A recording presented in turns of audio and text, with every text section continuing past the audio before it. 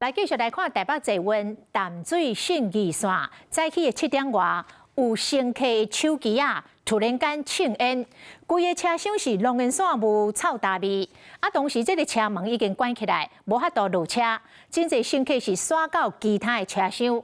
加在两站之间的距离真近，坐运入站了后，站长马上摕灭火器到场处理，并无延误到时间。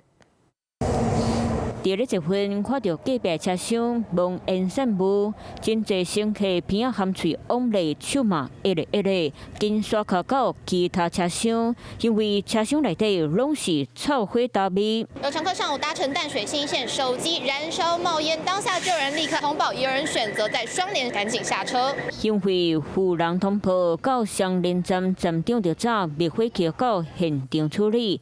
今仔日透早7点12，有民众在台北坐运淡水信义线往上山方向，伫咧平宽西路站的时，车门已经关起来，所有乘客手机向向呛烟，旅客想要走嘛走袂离，惊到赶紧用对讲机通报，真侪人拢经伫咧双连站落车。就会想就出站搭计程车啊，我可能下一站就会走了。 然后赶快通报吧。自己会特别注意手机，在手上有没有发烫或什么样子？有，就是发烫不太会用，有时候其实太烫也不太想用。淡水信义线人真多，迄当时阁是上班通勤的时间，车厢内底人客人，拄到这个状况，真正互人惊到皮皮喘。加在无偌久就到后一站，嘛无导火造成意外。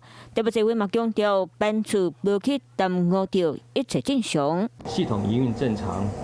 后续站长确认车厢内的焦味已经消散，车厢地板亦已清理完毕。在坐运时，真侪人拢会攞手机度时间，可能嘛要加注意手机的设备状况。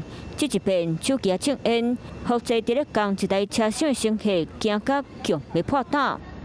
Hello， 我是蒋欣梅，想要抢先掌握最及时的新闻资讯吗？赶快订阅、按赞、开启小铃铛，锁定华视新闻 YouTube 频道。